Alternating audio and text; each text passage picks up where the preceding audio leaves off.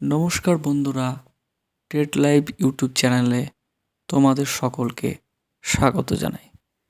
আজকের ভিডিওতে আমরা আলোচনা করব আগামীকাল অর্থাৎ 22শে জানুয়ারি প্রাইমারি শিক্ষক যারা হতে চলেছে বা যারা স্বপ্ন দেখে তাদের কাছে একটা মহামূল্যবান দিন, অর্থাৎ দীর্ঘ কয়েক মাস ধরে 2022 রিক্রুটমেন্টের অংশগ্রহণকারী কিছু প্রার্থী যারা অধীর অপেক্ষারত অবস্থায় রয়েছে, তাদের দীর্ঘদিনের প্রতীক্ষার অবসান কি কালকে ঘটতে পারে? অর্থাৎ 2022-এর যে করা মামলাটি স্টে পড়ে আছে দীর্ঘদিন ধরে, সেই স্টে দিনের পর দিন লিস্টেড হচ্ছে, মামলার শুনানি হচ্ছে না। তো কালকে শুনানির কি চান্স আছে? তো আমাদের চোখ থাকবে সুপ্রিম কোর্টে হিমা কোহলি ম্যাডামের বেঞ্চে। ম্যাম কি কালকে বসবে? সকল হবু শিক্ষকের মনে এই প্রশ্ন। বা ম্যাম কি কালকে আমাদের মূল্যবান বক্তব্যটি তার মুখের মাধ্যমে তুলে ধরবেন? কি ম্যাম কি কালকে স্টে অর্ডারটিকে পুনরায় স্টে করে দেবে, নাকি এর একটা ফয়সালা হবে?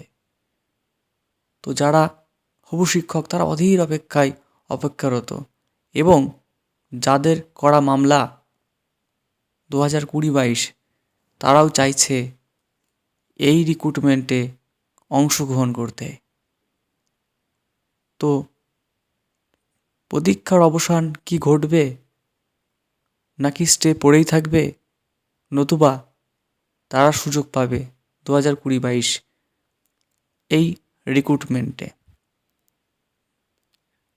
হবু শিক্ষকগণ কালকের এই সুপ্রিম কোর্টের দিকে তাকিয়ে থাকা, তাদের কাছে যেন অপেক্ষারত অবস্থা।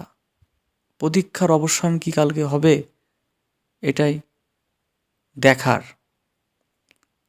তো তথ্য যতটা উঠে আসছে, ম্যাম কালকে অবশ্যই বসবেন, কিন্তু ম্যাম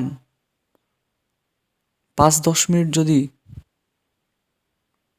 বক্তব্য উভয় পক্ষের উকিলের শোনেন, বিষয়টা বুঝতে পারবেন। এবং তথ্য মারফত বা সূত্র মারফত এইটুকু খবর আছে যে 2020-22 এই রিক্রুটমেন্ট থেকে বা স্টেট অর্ডারটা উঠে যাবে এবং তারা ছিটকে যাবে।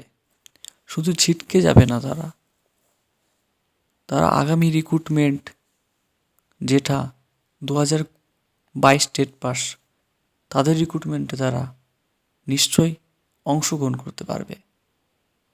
তো একদিকে 22 রিক্রুটমেন্ট, তাদের স্কুলে যাওয়ার পথ প্রশস্ত হবে। অন্যদিকে কালকের হোলির দিন যেটা যদি হয়, তাহলে 2022 স্টেট পাস পরীক্ষার্থীদের জন্য হবে এক উৎসব।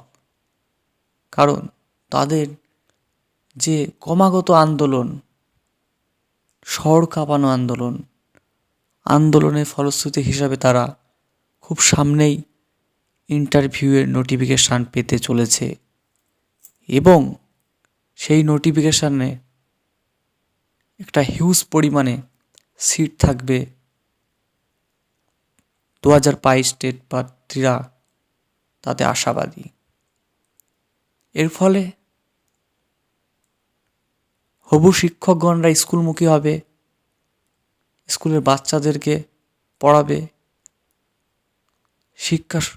শিক্ষক ছাত্রদের ভবিষ্যৎ গড়ার কারিগর এবং তাদেরকে গড়ে তোলার কাজ শুরু করবে।